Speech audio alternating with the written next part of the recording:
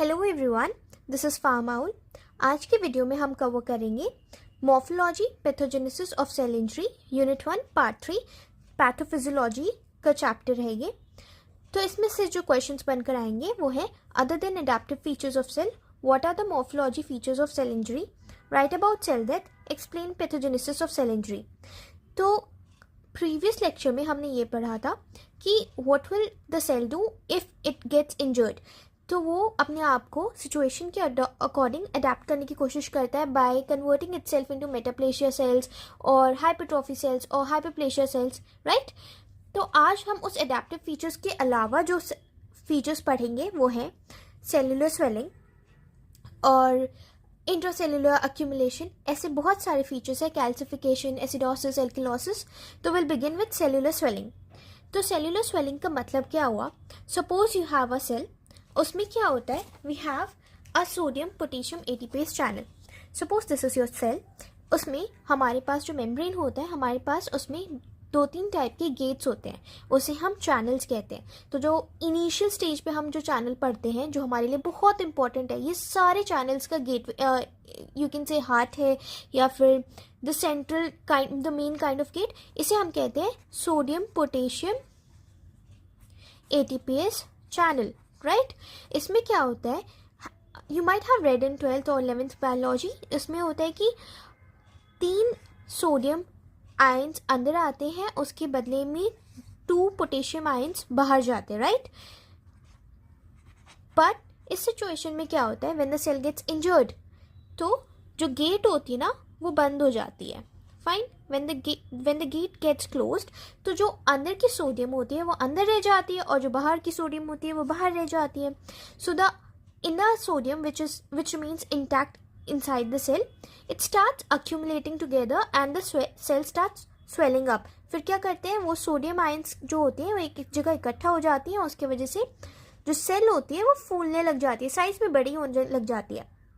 तो ये एक मॉर्फोलॉजिकल फीचर है सेल इंजरी का। अगर इसी के जगह पे, सोडियम की जगह पे इसके साथ हमारे पास लिपिड भी आ जाए, ठीक, अगर इसके साथ लिपिड भी आ जाए तो उसे स्टीयोटोसिस कहते हैं या फैटी चेंज कहते हैं। तो अब हम यही पढ़ेंगे। Cellular swelling, plasma membrane has sodium potassium ATPase channel which regulates the movement of sodium inside and outside the cell.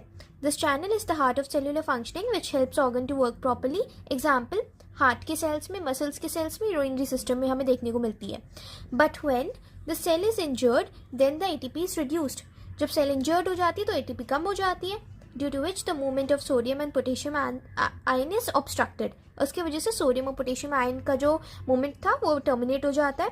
This leads to intracellular accumulation of sodium creating osmotic pressure and leads to cell swelling. इसके वजह से sodium, अंदर वाली sodium इकट्ठा होने लग जाती है and it starts swelling the cell.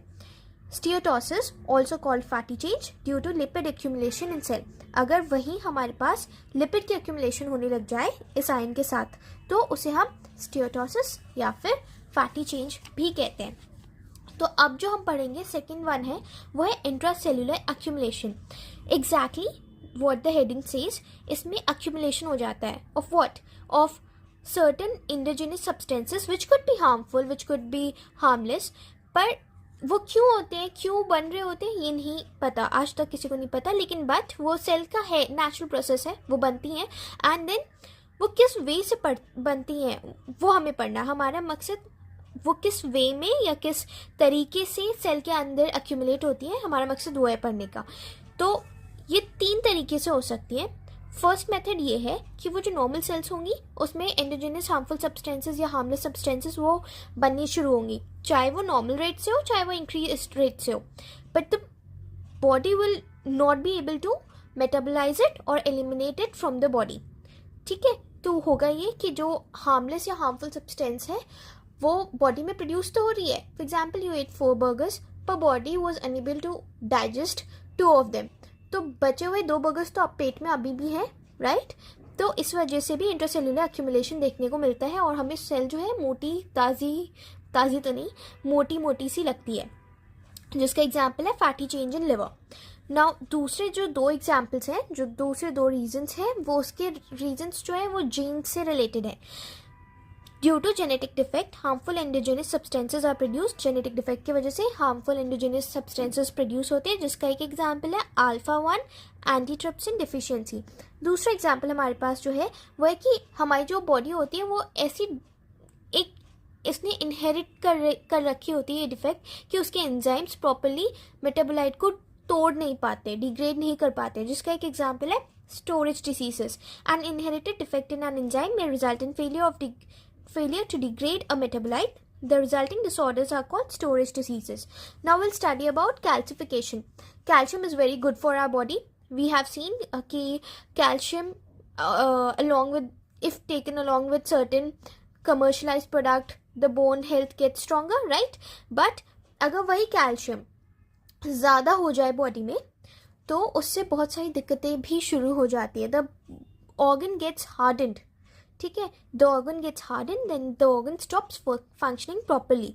It occurs when calcium builds up in the body tissue, blood vessels और ऑर्गन्स. एंड क्योंकि कैल्शियम जो है वो ब्लड स्ट्रीम में आराम से ट्रैवल कर सकती है, तो बेसिकली इसका मतलब तो ये है कि वो हर सेल तक पहुंच रही है, हर ऑर्गन तक पहुंच रही है. तो वो हर ऑर्गन में, उसमें इतनी पोटेंशियल है कि वो हर ऑर्गन को ही हार्डन कर सकती है. ठीक, it could be heart muscles too, it could be soft tissues too, it could be anywhere. This buildup can harden and disrupt the body's normal process. Calcium travels through bloodstream and is found in every cell. Therefore, calcification occur almost everywhere. Some calcium buildup are harmless. Now we'll study types of calcification. As I told you, calcification can occur anywhere. तो वो कहाँ हो रही है ना, उसके according types of calcification को हमने पढ़ना होता है.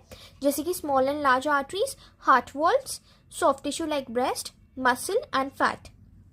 अब जो हमें नेक्स्ट मॉर्फोलॉजिकल फीचर्स पढ़ने हैं वो है एल्किलोसिस एंड एसिडोसिस. एल्किलोसिस और एसिडोसिस को हम पैरेलली पढ़ेंगे. एल्किलोसिस का मतलब टर्म से ही समझ में आ रहा है कि एल्किलिनिटी बढ़ रही होगी, यानी कि बेसिसिटी ब्लड की बढ़ जाती है. Due to excessive amount of bicarbonate और HCO3 इन द ब्लड, और CO2 का कम हो जाने से भी एल्किलोसिस होता है. और एसिडोसिस जस्ट इसका उल्टा है. इसमें हमारे पास बाइकार्बोनेट बढ़ रही थी एल्किलोसिस में, एसिडोसिस में बाइकार्बोनेट कम हो जाएगी और CO2 बढ़ जाएगा. तो it is excessive blood alkalinity due to excessive bicarbonate in blood and due to low level of CO2 in blood that results deep breathing. इसकी वजह से ना heavy breathing होनी शुरू हो जाती है. इसके दो टाइप्स होते हैं, metabolic and respiratory. एसिडोसिस भी इन्हीं दो टाइप्स की होती है. तो जो metabolic alkalosis होता है वो होता है due to primary increase of bicarbonate in blood. metabolic वाला होता है bicarbonate की वजह से, और respiratory होता है due to decrease of carbon dioxide in blood. अब एसिडोसिस क्या है, जो मैंने अभी बताया, it is over production of acid in blood, loss of bicarbonate की कमी एंड CO2 का इंक्रीज होना. Then it is of two types, metabolic and respiratory acidosis. Metabolic होता है क्योंकि बाइकार्बोनेट जो होती है वो बहुत ज़्यादा कम हो जाती है. नाउ रेस्पिरेटरी वाला क्यों होता है, क्योंकि lungs are unable to remove excessive CO2 from the body. अब हम पढ़ेंगे electrolyte imbalance. Now what's electrolyte? Electrolyte chemicals हैं, बॉडी में प्रोड्यूस होते हैं, तो वो बेसिकली हमारी बॉडी के फंक्शनिंग को रेगुलेट करते हैं. इन्हीं को हम इलेक्ट्रोलाइट्स कहते हैं.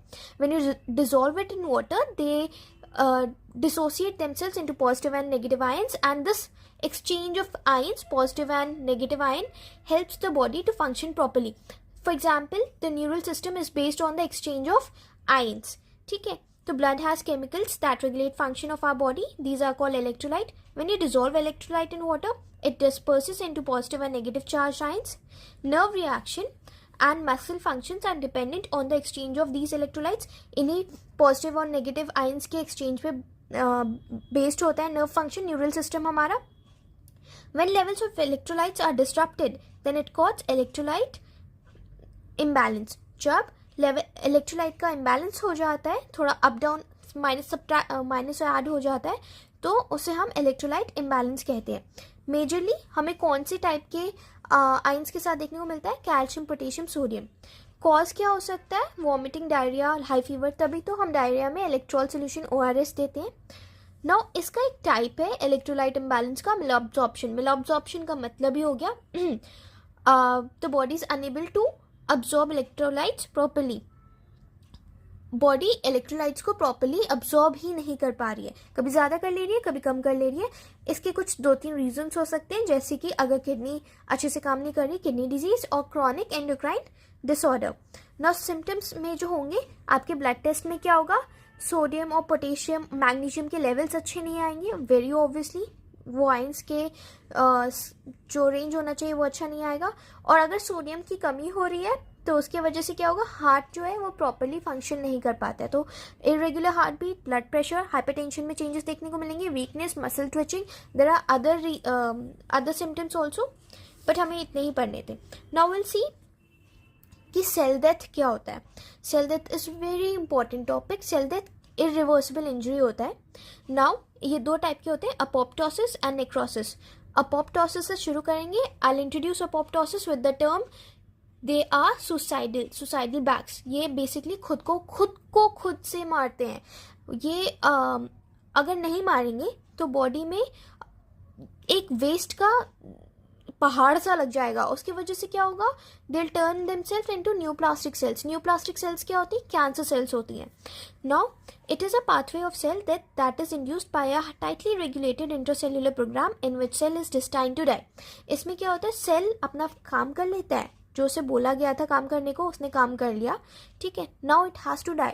अब वो नहीं घूम सकता बॉडी में, इट हैज टू डाई। वो कैसे मारेगा, it does so with the help of one enzyme, हम उसे क्या कहते हैं, caspase enzyme, which degrades the cell's own nuclear DNA and cytoplasmic protein. There are many kind of caspase enzymes produced in our body, 1 2 3 4 5 6 7 8 9। now कौन से वाले caspase enzymes करते हैं, 7 और 8 करते हैं। वो क्या करते हैं, caspase 3 और 4 को एक्टिवेट कर देते हैं, जिसके वजह से सेल डेथ इंड्यूस हो जाता है, राइट।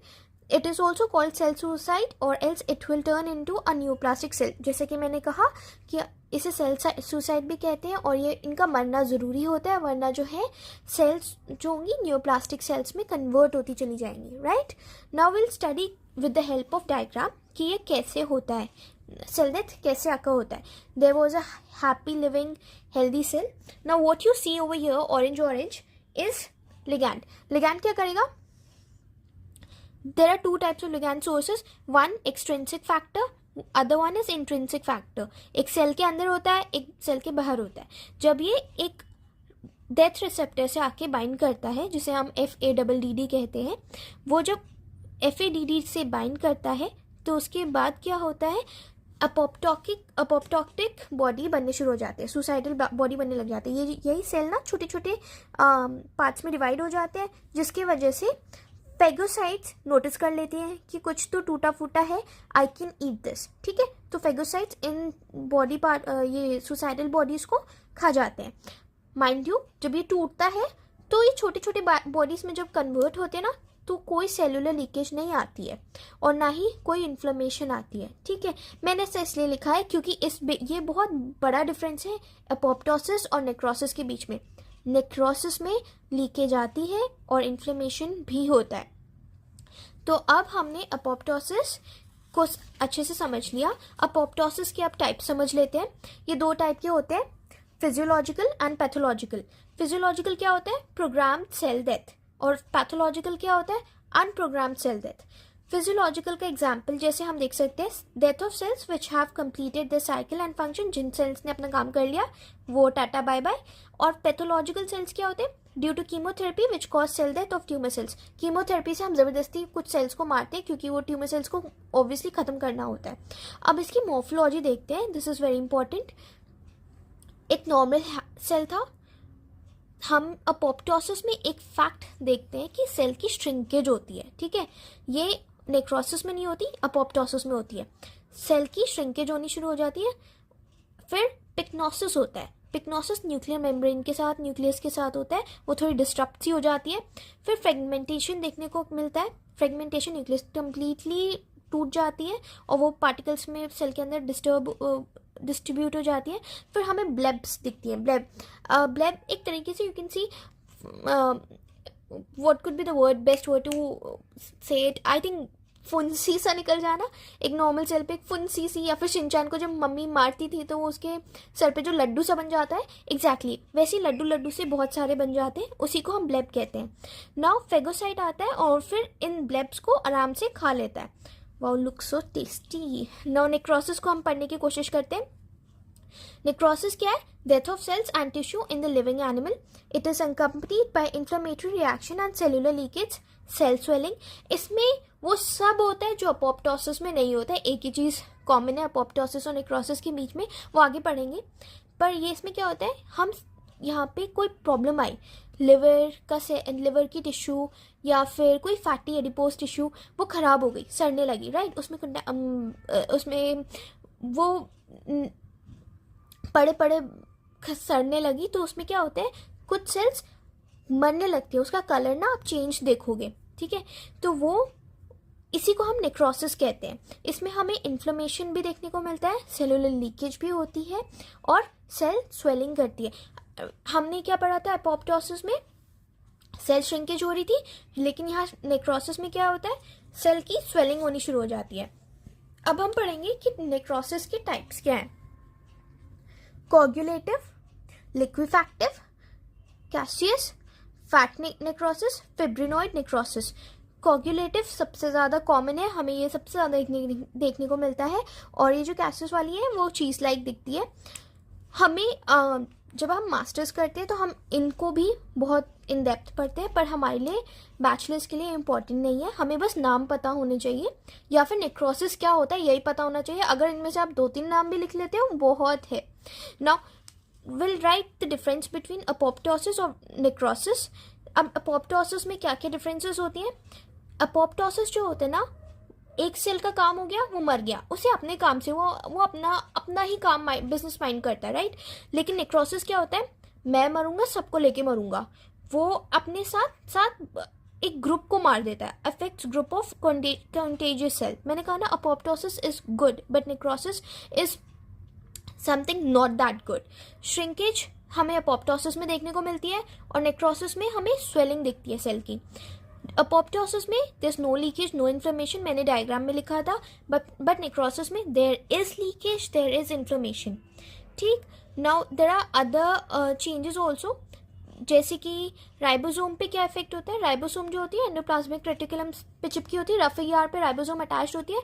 बट अपोप्टोसिस और नेक्रोसिस में क्या होता है, एक चीज़ कॉमन है, एंडोप्लाज्मिक रेटिकुलम से राइबोसोम जो होती है डिटैच हो जाती है और सेल में डिस्ट्रीब्यूट हो जाती है. अब हम पढ़ेंगे पैथोजेनेसिस ऑफ सेल इंजरी, कि हमें सेल में कैसी कैसी फीचर्स देखने को मिलती हैं after cell injury. Now cell membrane damage. Cell membrane damage में क्या क्या होता है. The plasma membrane can be damage by ischaemia, toxins. Plasma membrane जो होती है हार्ट वाली प्रॉब्लम्स की वजह से भी या टॉक्सिन्स की वजह से भी डिस्ट्रॉय हो जाती है. Mitochondrial membrane is damage, ATP is reduce, culminating in necrosis. Mitochondrial जब मेम्ब्रेन टूट जाती है, डैमेज हो जाती है, तो ATP का प्रोडक्शन बंद हो जाता है, ठप हो जाता है, फिर नेक्रोसिस हो जाता है, ठीक. If plasma membrane is damaged, osmotic balance is disrupted. और अगर प्लाज्मा मेम्ब्रेन ही टूट जाएगा तो ऑस्मोटिक बैलेंस जो होता है वो खत्म हो जाएगा. तो हमें ये सेल मेम्ब्रेन डैमेज में देखने को मिलता है. नाउ विल स्टडी कि माइटोकॉन्ड्रियल डैमेज क्या होता है. हमें माइटोकॉन्ड्रिया में क्या देखने को मिलेगा. Due to decreased oxygenated blood supply, irreversible cell damage occurs. Now due to which calcium is accumulated in mitochondria, oxygenated blood supply की कमी की वजह से हमें irreversible cell damage, cell death देखने को मिलता है. कैल्शियम अक्यूमुलेट हो जाता है, इकट्ठा हो जाता है माइटोकॉन्ड्रिया के अंदर. और माइटोकॉन्ड्रिया की जो न्यूक्लियस होती है ना, जो हेडक्वार्टर होती है, वो कहती है I am damage, now you can damage the cell. तो इसका जो मॉर्फोलॉजी होता है वो हमें क्या देखने को मिलता है. Vacuoles in mitochondria, vacuoles form होने लगते हैं बड़े बड़े माइटोकॉन्ड्रिया के अंदर. अमॉर्फस कैल्शियम सॉल्ट्स इन माइटोकॉन्ड्रियल मैट्रिक्स. और कैल्शियम सॉल्ट, बहुत बड़े बड़े कैल्शियम के पहाड़ के टीले बनने लगते हैं माइटोकॉन्ड्रियल के मैट्रिक्स में. अब पहाड़ की टीले नहीं बनते, ये जो मैंने समझाने को बोला. Now nuclear damage, this is very important. Nuclear damage को अच्छे से समझते हैं. न्यूक्लियर डैमेज कैसा होता है. एक नॉर्मल सेल है, फिर न्यूक्लियर डैमेज हुआ, सेल इंजरी हुई, तो इसका जो न्यूक्लियर मेम्ब्रेन है, न्यूक्लियस है, वो बहुत ज़्यादा डिस्टर्ब सा हो जाता है. You see condensation and clumping of nucleus which becomes dark basophilic. ये बेसोफिलिया हमें देखने को मिलता है यहाँ पे. फिर कैरियोरेक्सिस हो जाता है, तो न्यूक्लियस जो होती है ना वो टूटने लगती है, अभी बड़े बड़े पार्टिकल्स में टूटी है, तो उसे हम कहते हैं nuclear fragmentation is to small bits in नहीं sorry nuclear fragmentation into small bits disrupted in the cytoplasm. हमें ये छोटे छोटे पार्ट्स में डिस्ट्रीब्यूटेड टूटी हुई दिखती है, फिर ये और डाइजेस्ट हो जाती है और छोटे छोटे पार्ट्स में दिखती है, जिसे हम कैरियोलाइसिस कहते हैं। Lysis, karyolysis. Now dissolution of nucleus हमें देखने को मिलता है, मतलब कंप्लीटली न्यूक्लियस ऑलमोस्ट खत्म ही हो जाता है। Now what is ribosome damage? Ribosome damage मैंने अभी बताया था कि रफ एंडोप्लाज्मिक रेटिकुलम में राइबोसोम अटैच होती हैं, वो उससे हट जाती हैं, ईआर को छोड़ के सेल के साइटोप्लाज्म मैट्रिक्स में घूमने लगती हैं। अब हम पढ़ेंगे कि मैकेनिज्म ऑफ सेल इंजरी कैसे होता है। No mechanism of cell injury का जो मेन सोर्स है, सेंटर है, वो होता है hydroxyl free radical. Now this free radical इस कितना शैतान मैं क्या बताऊं, इसने सबको तंग कर रखा है, इसकी वजह से सेल इंजरी होने के चांसेस बढ़ जाते हैं। नाउ कैसे कैसे होता है? लिपिड पर ऑक्सीडेशन, प्रोटीन पर ऑक्सीडेशन, डीएनए का damage and cytoskeletal damage. Now ये क्या करता है? पूफा का फुल फॉर्म क्या होता है? Poly unsaturated fatty acid. PUFA के साथ ऑक्सीडाइज कर जाता है, पूफा को ऑक्सीडाइज कर देता है और उसके बाद उसी हेल्दी पूफा को अनहेल्दी बना देता है। तो वो अनहेल्दी पूफा क्या बन जाएगा? Lipid hydro peroxy radicals which damage membrane. Pufa is attacked by free radicals to make them destructive polyunsaturated fatty acids like lipid hydro. This is hydro. I don't know मैं ऐसे क्यों लिखती हूँ? हाइड्रो पेरोक्सी रेडिकल्स विच damage membrane. अब दूसरा है protein oxidation. इसमें क्या होता है? Free radicals cause cleavage of amino acids. Amino acids के साथ में अटैच हो जाती है। अमीनो एसिड्स क्या है? बेसिकली बीट्स के फॉर्म में प्रेजेंट होती है हमारी बॉडी में। मैं यही लिख दूँ, अमीनो एसिड्स ऐसी चेन लाइक कैस्केड फॉर्म में होती हैं। अब ये क्या करते हैं? फ्री रेडिकल्स इनके साथ जाके बाइंड हो जाते हैं, तो ये पॉलीपेप्टाइड चेन को तोड़ तोड़ के डैमेज करने लग जाती हैं। They destroy polypeptide chain. ठीक है। नाउ डीएनए डैमेज क्या होता है? Free radicals break DNA fragments. Free radical जो होती है डीएनए के फ्रेगमेंट्स को सीधा जाके तोड़ने लगती है। नाउ साइटोस्केलेटल डैमेज में क्या होता है? Free radicals interfere with the mitochondrial aerobic phosphorylation, decrease ATP production. ये माइटोकॉन्ड्रिया की एरोबिक फॉस्फोराइलेशन के साथ इंटरफेयर करती है, उनको जाके तंग करती है, जिसकी वजह से एटीपी प्रोडक्शन अगेन खत्म। तो बेसिकली फ्री रेडिकल क्या है? धाए धाए धुश धुश बहुत खत्म करती हैं चीज़ों को, सिर्फ तोड़ फोड़ मचाती हैं। नाउ एक लास्ट चीज़ हम देख लेते हैं कि डिफरेंसेस क्या होती हैं इंजरीज, रिवर्सिबल इंजरी और इरिवर्सिबल इंजरी के बीच में। रिवर्सिबल इंजरी में हमें सेल स्वेलिंग देखने को मिलता है, ठीक है, और इरिवर्सिबल इंजरी में हमें सेल श्रिंकेज देखने को मिलता है। अब इसमें रिवर्सिबल इंजरी में ब्लेब फॉर्म होता है, फुंसी, एंड इरिवर्सिबल इंजरी में there is no bleb. Now reversible injury में क्या होता है? सेल मेम्ब्रेन जो होती है ना इंटैक्ट होती है, फूलती जाती है। आपने देखा है ना, आप जैसे फॉर एग्जांपल आपकी ठंडियों में हाथ फूलते हैं, वो फूलते जाते हैं, क्या वो टूटने लगते हैं बीच से? नहीं ना, वो बलून जैसे फूल जाते हैं, राइट? इसकी सेल मेम्ब्रेन इंटैक्ट है। बट इरिवर्सिबल वाले में हमने डायग्राम में देखा था, अपोप्टोसिस वाले में वो सेल श्रिंकेज होती है और फिर बीच बीच से ना रप्चर होने लगती है, तो इसमें सेल मेम्ब्रेन रप्चर हो जाती है। और इसमें रिवर्सिबल वाले में न्यूक्लियस शोज क्लम्पिंग, इसमें क्लम्पिंग देखने को मिलता है, वाइल इरिवर्सिबल वाले में हम देखते हैं पिक्नोसिस, कैरियोलाइसिस। ठीक है, तो यहाँ पे हमारा ये टॉपिक खत्म होता है। ये यूनिट का आई थिंक सबसे लंबा वाला पार्ट था, सबसे लंबी वीडियो थी, बट कोई बात नहीं, it's okay. So till then happy learning and keep your self healthy. Bye guys.